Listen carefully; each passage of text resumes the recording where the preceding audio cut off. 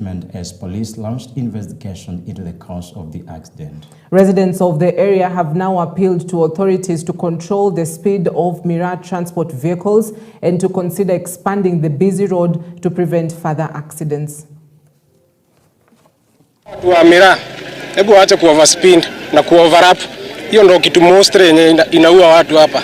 Sasa kulikuwa na kipikipi kwa barabara, ilikuwa inakuja wakienda kwa overtake ndio waligonga hiyo mtu wa duthi. Sasa magari ile ingine ilikuwa imemfuata ikawa zimepigana zote kwa barabara.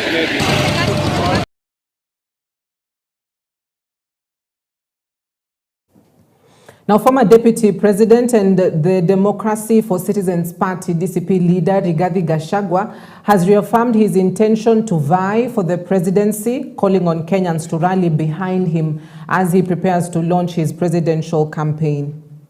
Speaking during a church service at PCA Ruringo in Nyeri County, Gachagua urged unity and support from his constituents, stressing that his mission is to restore the dignity of Kenyan people. Now, Gachagua criticized President William Ruto's administration, accusing it of enacting policies that have marginalized citizens and worsened their living conditions. Gachagua plans to prioritize security, root out criminal elements in Nairobi and across the country, and ensure no Kenyan lives in fear. Why does Rigathi Gachagua want to be president? I don't want to promise you lies that I'll build roads, I'll build dams, I'll connect electricity. Those are lies. The country is almost broke. We have a debt of 12 trillion. So telling people I'll do this, I'll do that, I'll do that, ni uongo. Mchungaji umesema I'm a truthful man. If Kenyans elect me as president, Mungu akikubali, I don't want to promise lies to the people of Kenya. I want to do only one thing, to restore the Kenyan state to where Mwai Kibaki left us. And few things we want to do only. Make sure we restore our health system, that when you go to hospital, there are drugs. Restore NHIF so that when you have a card and you go to hospital, you are treated and you go home. Restore the education system, free primary education that Mwai Kibaki gave us. Make sure we restore the university financing model so that our children can get education, which is an equalizer. Rigathi Gachagua wants to restore the dignity of the payslip. Most of you here who have a payslip, it has been raided and you have no purchasing power. That is why Kenyans are in trouble. Rigathi Gachagua will restore the dignity of the payslip by scrapping the first day the housing levy and handing over all those houses to the county government to manage them, collect rent, and pay back all those whose money was deducted. Rigathi Gachagua will make sure there are no abductions and extrajudicial killings. He'll rescind the order by Murkomen of shoot to kill. Rigathi Gachagua will also rescind the order by William Ruto that people should be shot on the leg. Those are the few things we want to do. We want to restore our security. Parish Minister, Nairobi at 6:30 p.m. You can't walk around. Gangs with knives are robbing people in broad daylight. They are all over. There is no security in the country because these gangs were used to do politics, and when politics are over, they have to make a living, so they are all over. Those gangs will be dismantled and security restored. And matters politics leaders alike to the Democracy for Citizens Party, DCP, have reiterated their resolve to make President William Ruto and his administration a one-term regime, citing the harsh economic conditions facing Kenyans. Speaking during a public rally in Githurai, the leaders accused the Kenya Kwanza government of failing to address the rising cost of living and worsening economic hardships. They pledged to rally behind DCP leader and former Deputy President Rigathi Gachagua in the 2027 general elections, saying he represents the hope for a better future. We can have a look. Na hapa Mlima Kenya tumekubaliana wote, our presidential candidate sio mwingine ni Rigathi Gachagua. Huyo ndio mwanaume mwenye anakutoa wewe. Si mambo ndio hayo? Sababu ukiangalia nani gari zake zinapigwa na mawe ni Rigathi, si ndio? Nani alikimbishwa kule Nyeri kule Lemuru na wakora ni Rigathi. Nani alipigwa akitoka airport ni Rigathi. Hao wengine hawapigwi. Hiyo ni kuoneshana mwanaume ndo huyu. Wanaogopa Rigiji. Si mambo ndio hayo? Wewe William Ruto wewe. Wewe William Ruto wewe. Wewe William Ruto wewe. Wewe William Ruto wewe. Hii watu ya Mount Kenya hawa. Hii watu ya hapa Muruka. Hii watu ya hapa Muranga. Hii watu ambao unaita Wakabira. Siku ile ulitaka watu ya kusimama na wewe. Watu ya hapa Muranga, watu ya hapa Muruka, watu ya hapa Mount Kenya walisimama na wewe. Nikuwa kana tiguo. Wakati ulitaka kuwa rais wa Jamhuri ya Kenya, wewe William Ruto wewe. Watu walisimama na wewe. Ni watu wa Muranga, watu wa Mount Kenya. Nikuwa kana tiguo. Sisi kama tuko na nguvu ya kufanya rais wa Jamhuri ya Kenya, kwa sababu umetuita Mkabira, hata na sisi tuko na nguvu ya kukufanya wewe ukuwe raia wa Jamhuri ya Kenya. Niko kana tiguo. Wewe William Ruto ulibeba watu, uliita watu 6,000 kule State House. Murang'a nzima ina watu 1,000,000. Kwa hivyo jipange vizuri, uite wote 1,000,000 na kila mmoja umpatie 10,000. Lakini habari ni kwamba hata ukifanya hivyo bado watakupeleka nyumbani 2027. Mimi nataka niregeshe masomo ya bure tuliwachiwa na mzee Mwai Kibaki. Mimi nataka nirekebishe matibabu, mahospitali kuwe na dawa. Mimi nataka niregeshe NHIF, nirekebishe kila mtu akienda hospitali atibiwe, alipiwe, aende nyumbani. Huyu Kasongo amepanga pale Ikulu, ameweka pesa na container ya 40 feet. Ile pesa ya SHA na ile ya masomo, watoto hawaendi shule, pesa yote yako pale, anahonga watu. Juzi ameita watu ya Kiambu, ameyapatia kila mtu ngiri 10, hata Kiambu itoke kwa Mlima Kenya. Inawezekana? Inawezekana? Mlima hapana mipaka, mlima ni sisi. Na watu ya Kiambu bado fikisha ujinga hapo. Watu ya Kiambu watakaa ndani ya Mlima Kenya. Now to the opponents, United Democratic Alliance UDA leaders have strongly criticized former Deputy President and the Democracy for Citizens Party leader Rigathi Gachagua over his recent remarks, urging Mount Kenya leaders to boycott President William Ruto's meetings at State House.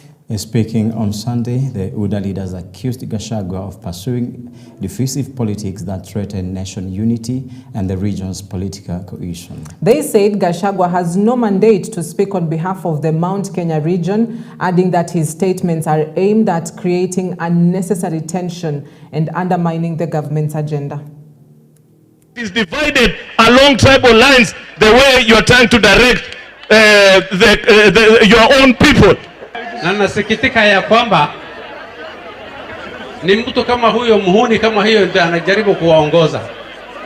Kuongoza kwake ni hatari kwa Wakenya, ni hatari kwa hiyo jamii, na ningependa kuuliza yake kubwa ni kumwandamana rais wetu. Rais kusema tu kuondoshe mambo ya vetting, imekuwa ikifanyika hivyo Al-Shabaab wataingia wachukue kura. Al-Shabaab.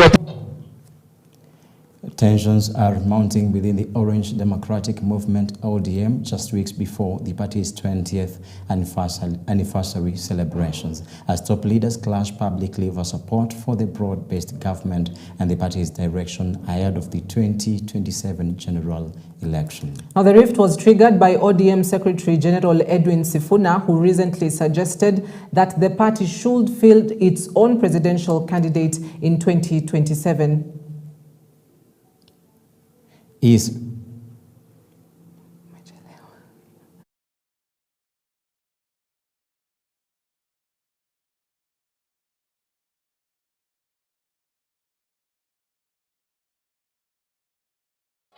Tukiwa hapa, nataka niwaambie wafuasi wa chama cha ODM kwamba chama cha ODM kina wafuasi zaidi ya milioni 5. Haitarajiwi kwamba tutakubaliana kwa kila kitu ama tutaona jambo kwa mtazamo mmoja. Kila mtu ana yake. Kuna mbunge ametoka hapa, rafiki yangu, yeye anaongea mambo yake na Ruto. Mimi hiyo mambo yake mimi sijui, mimi niko na yangu. Mimi nasema chama cha ODM kikijiandaa vizuri, 2027 tunaweza kutoa rais. Na hata huyu Joe anaweza, kwani hawezi? Mimi nataka chama cha ODM chichukue uongozi na tumechoka kungojea kama vijana. Mwisho kabisa, hata kama tuna mtazamo tofauti, kitu ambacho nataka kuomba ni kwamba lazima kuwe na heshima kwa viongozi wa chama. Mimi kama katibu mkuu wa chama nina wabosi 3 peke yake. Joe alikuwa deputy wa Raila na Oparanya deputy wa Raila na baba mwenyewe, wao walikuwa ni wadosi wangu. Tuko katika serikali ya broad based. Tuko katika serikali ya broad based ambayo inaongozwa na William Ruto kama wameshirikiana na baba Raila Amolo Odinga. Nimesikia katibu mkuu ya chama, nafikiri ameenda, akisema ya kwamba yeye hajui mambo ya Ruto. Sisi ndio tunajua mambo ya Ruto. Yeye labda hajui kwa sababu yeye siku hizi anatembea na mama anaitwa Wamushomba. Unajua Wamushomba haelewi mambo ya Ruto, na haelewi mambo ya broad based, na haelewi mambo ya ambayo inaelekea wapi na imetoka wapi. Sasa ukitembea na Wamushomba utajua namna gani mambo ya broad based? Huwezi kujua. Sasa yeye nimesikia sasa hapa amesema mimi sijui mambo. Hiyo ni kweli yake. Na yeye ndio secretary general yetu, lakini hajui mambo ya Ruto. Sisi ndio tunajua mambo ya Ruto na tuko katika broad based government. Na mimi pia kama unajua uko chini yangu kwa chama, pia mimi unionyeshe heshima. Otherwise unaonana mundu kwa mundu. Nasikia mpaka ma-MCA na wengine wameteuliwa katika chama cha ODM, lakini wanakuja kukudharau. Niwaambie wasione simba amenyeshewa akadhani ni paka, wajue kwamba utatoa makucha na watafurahia. Na mimi kama mwenyekiti wa chama nimesimamia mambo ya nidhamu. Na mimi nataka branches ya hapa chini waandike barua kwa mwenyekiti wa chama ili wale watu ambao wamekosa nidhamu kwa deputy party leader waweze kuchukuliwa ile hatua ambayo inatakikana. 27 tuko na rais wetu, 2032 tukitaka hicho kiti. Tukitaka.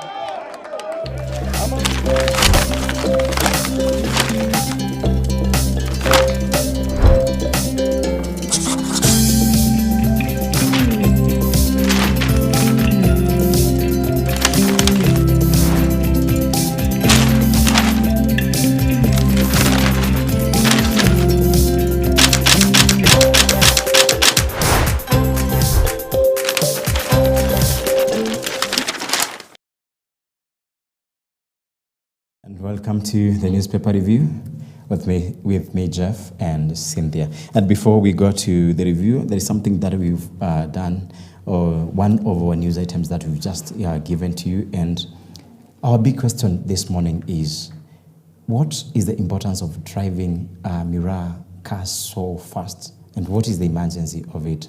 And Cynthia, that's a good question. I've been wondering because whenever you find, or even whenever you meet a Miraa car driven, you don't want to just keep looking at it, because I've been wondering, do you have emergency with Miraa, or how important is Miraa? Because they're always in a rush. Yeah, and there is something, a comparison that we need to do, because I looked at ambulance and I looked at Miraa. Which one is driven first? Good question, good question. Yeah, so I always wonder. So what's your take on this? Right, interesting, because we've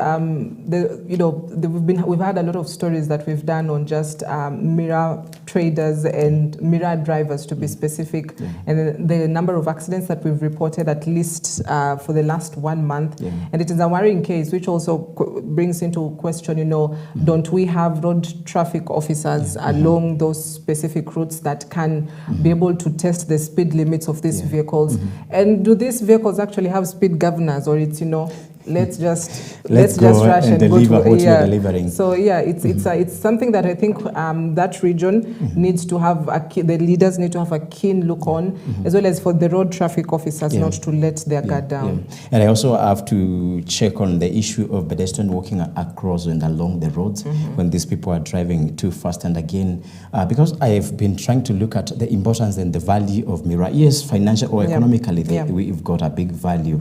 But again, what about the risk that is posed to people, to the driver and to the people who are walking along the roads? And I would like to communicate or even to take a message to our traffic police officers on the roads, because you find them manning every station, you find them there, but they leave these vehicles to do this. So this is to the danger of ambush citizens, and there is a way that you need to do to make sure this is done. If it is not done by your side, there is a mechanism or even a technology that Mirror people and farmers can do to make sure that they preserve their Mirror or their product before it gets to the destination that is required. That is an opener for our newspaper review.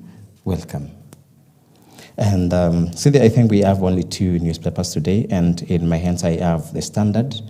I do have the Daily Nation, and we'll just take a look at the top stories this morning on the papers.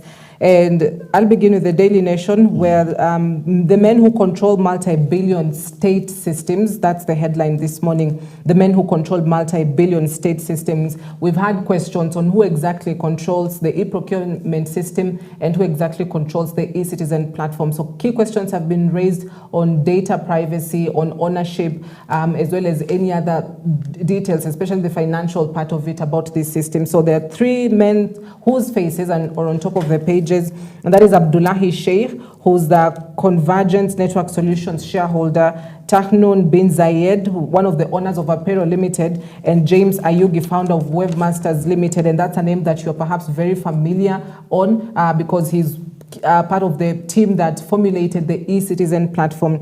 So ownership of critical public systems such as the e-citizen and electronic platforms for health and procurement, alleged by auditors and members of parliament to be controlled by private entities despite government denials, is increasingly coming under scrutiny, informed by data security concerns and the vast sums of money involved.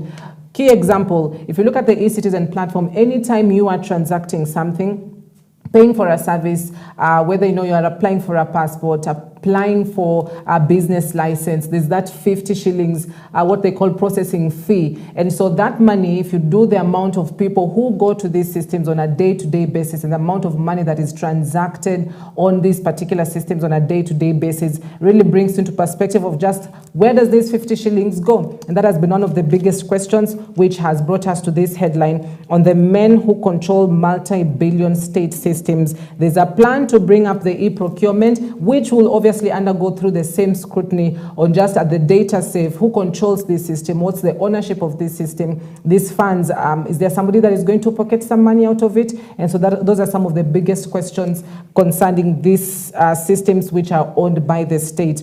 Also top of the page, Paris Jepchirchir secures Kenya's 2nd gold medal. After winning the marathon, Beatrice Chebet secured the first gold medal on Saturday, winning the 10,000-meter race. Paris Jepchirchir secures Kenya's 2nd gold medal. And those are the headlines on top of the Daily Nation.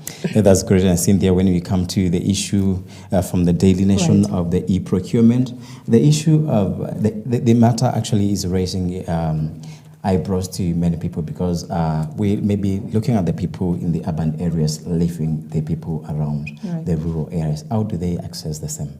Right, and that's a key question because, in Nairobi, we might have the, privilege of having electricity and having smartphones. But when you come to people who are, within the rural parts, and perhaps that's one of the reasons that pushed very much for Huduma centers across various counties. But, have they really benefited from these sort of systems that we, people in urban areas, are benefiting? So I think when government reduces some services to the people of our country, because actually I normally say that we are the bosses of these, our leaders, and we have to be very careful when we are trying to introduce some services to, we have to consider each and every one of us. And on the Standard, we have, I think the first picture here is about the SHA. And we've a lot of stories moving around the SHA, and SHA staring at slow death. And we can see a caption here. It is the healthcare in turmoil. As the Director of Criminal Investigations launches a probe into 31 hospitals overfunded medical claims, government insiders fear poor implementation is crippling a program once held as a lifeline for ordinary Kenyans. And I think when we shift, before we get to the other story or the other part of the standard today, there is a continuation of the same, whereby SHA on deathbed crisis as money taps run dry at the health scheme. And a lot of people are saying that SHA is working. But now the transition from NHIF to SHA, it is a great nightmare, because what is the difference? A question you can ask yourself. Right, and 1 year later, essentially we should have gotten through the teething problems of, the implementation of SHA and just, that transition. But 1 year later, we still have problems. Hospitals are not able to fully receive their money, delays of disbursement. We've seen that before. Some of patients have gone to hospitals and with their SHA card and they've not, or at least the SHA, because, it's all biometrics now, to get that service, but they've not been able to get it. So there's still problems that need to be solved, but it's a question on for how long are we going to be in this state where we still have problems within the SHA, which should have been sorted out as soon as possible. And this should be the growth part of it now. Okay, again, the housing bribe and a lot of promises on the same, and there is a word here, unscrupulous, and launched with fanfare as the silver bullet to Kenyans' housing crisis, despite protests over salary reductions with no direct benefits. The affordable housing program is fast turning into President William Ruto's political carrot. His latest pledge to earn teachers 20% of the units has raised fresh questions on whether there are any rules on how these houses are allocated. Before we have anything that we can talk about when it comes to the issues of housing and affordable housing, there is a quote here from our Honorable President William Ruto, Doctor. You'll get 1 million Kenya shillings and a two-bedroom house from affordable housing. Is that okay? In case you move beyond semis, I will upgrade the house after offer to 3-bedroomed house. And that's a statement from our president when it comes to the housing or affordable housing. And my question, Cynthia, is again, there's people talking of deductions from their small salaries, but you never know where your 10 shillings is going, but you're just told there is a unit somewhere that you have to get after you pay something. And again, I've been wondering, or even it has been my view and opinion that if I'm deducted maybe 20 shillings, I have to be shown a field or even a plot, whereby later when these houses will be mounted on the same, it is indicated clearly that you are 10 of you, but this is what you'll get. But here, we have promises after promises. Is it true that you'll get 1 million shillings and a 2-bedroom house?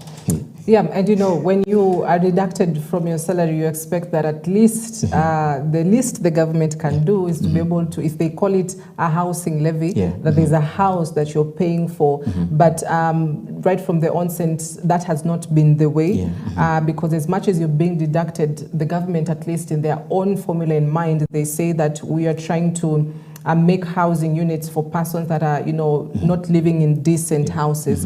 Now, many Kenyans, actually, if you have a conversation with them, they have no problem trying to ensure that Kenyans who don't have decent housing can actually have decent houses. But the problem comes in, just as the headline has put it, that when teachers go to meet the president says, there's this housing unit we're going to give you. Same as for the Harambee Stars, there were units that had been promised. And so the next time perhaps the head of state meets, is it doctors, could be engineers, could be other persons, there's a housing unit that they are going to be given. And that was not the initial discussion on just what the housing levy should be. And so it raises key questions, especially in the run-up to 2027 elections, are these being used as sort of, the food for the mouse or the food for the cat, where, eat this food or at least vote for me, and this is what I'm going to give you in return. So, I mean, So maybe anyone, you may be in a better position to win yourself a 2-bedroom house. And before now, this is the last part of it as we finish reviewing on the newspapers, and today we are going to sign an MOU for teachers to get 20% of affordable housing units across the country. That is how we change a nation. That is how you change a nation. And this is to our teachers. And how true is that? And that's how we end our newspaper review this morning.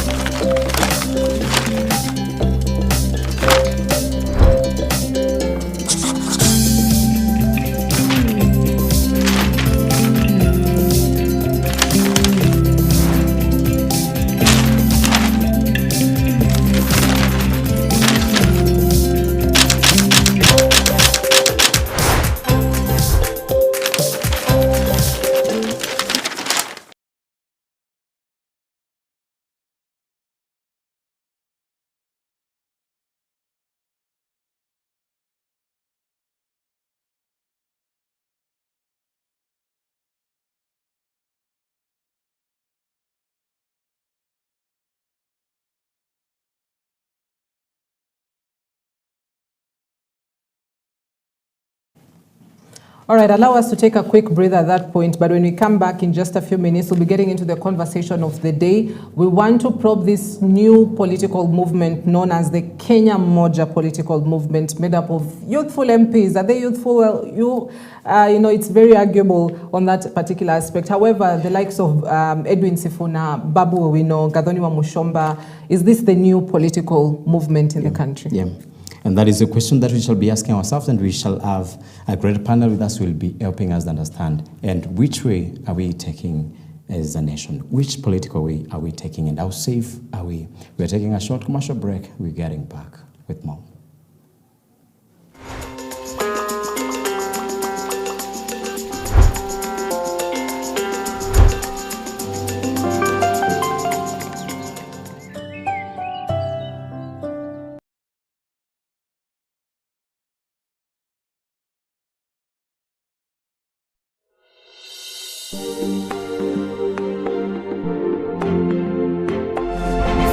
You are watching EBN TV, transforming your world.